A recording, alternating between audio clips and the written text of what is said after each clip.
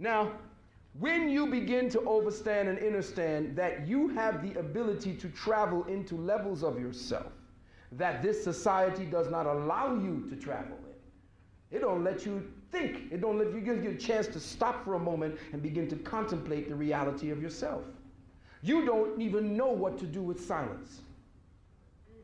You get scared when it gets silent. You need something to keep you aggravated, to keep you agitated, because you've become drugged by the stimulus. Stillness is somehow aberrant to you. Just like any other junkie, you need a fix of stimulus. And that stimulus is constantly having somebody talk to you, constantly having your TV going, constantly needing to hear music, constantly needing input. You've been drugged, you've become conditioned to have input. But you are the basis for all information that exists in existence.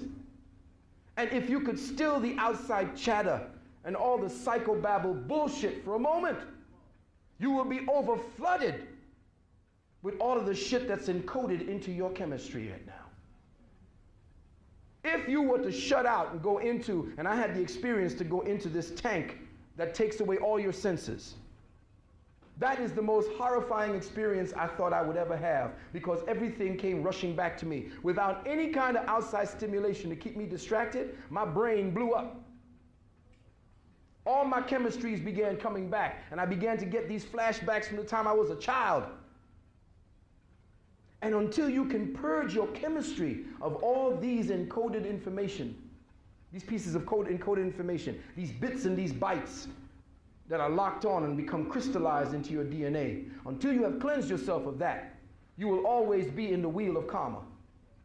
Because you will harmonically keep coming back to the same kind of life form or the same kind of mother-father that vibrates to that particular experience. So when you go into your agitation or your meditation or your me-dictation, and you begin to see yourself slowly, the first thing to meditation is do not refuse what comes into your mind when you go into a place of stillness. Most of these yogis keep telling you, go om, yell, start chanting so you don't hear all this shit. That's bullshit. All you're doing is adding more shit to the shit you got in there. The idea is to sit still. You don't got to twist your goddamn legs up around your neck and your back. Just sit the fuck down. When you sit down and you chill, or you can lay down, Don Juan asked Carlos, find your place of power on the porch. And Don Juan was looking around at this old wooden porch and said, a place of power? What the hell is a place of power? And he looked around, and he was busting his ass, and he's saying, damn, how can I find my place of power? And he was up till 2 and 3 in the morning, and finally he fell asleep. When he got back up, and Don Juan came up on him and said, I see I found your place of power. It's where he went to sleep. It's simple. Lay down, sit down, but go still for a moment. And allow all the noise to come in. Do not refuse the noise. You see, the idea is that the reason why you have held on to your karma is because you've held on to the judgment that you've made of the experience you've had.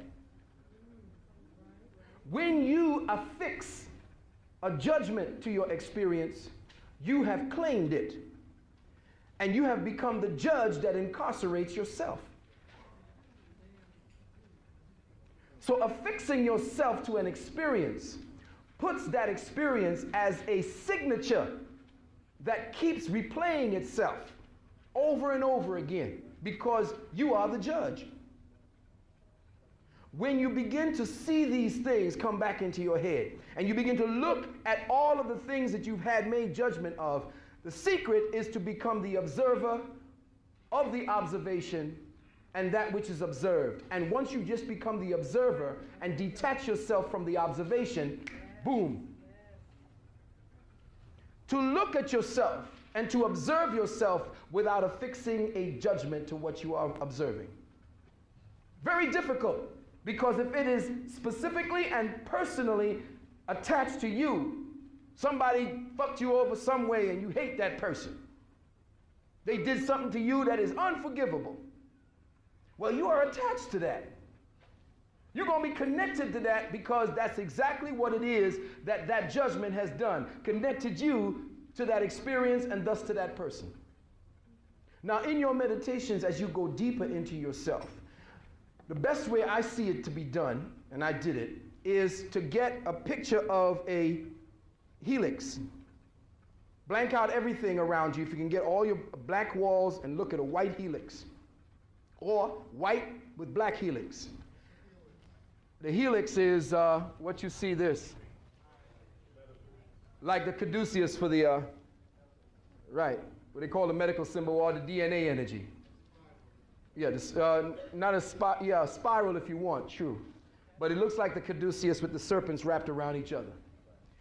When you do that, when you have put that particular witness in front of you, that becomes a witness to the image that you wish to imprint yourself into. It becomes the way for you to journey into that part of yourself that matches that particular symbol. So as you begin to become still, and it will take about maybe 3 or 4 tries before you become still enough with all the dialogue you got in your head and the monologue to go along with it.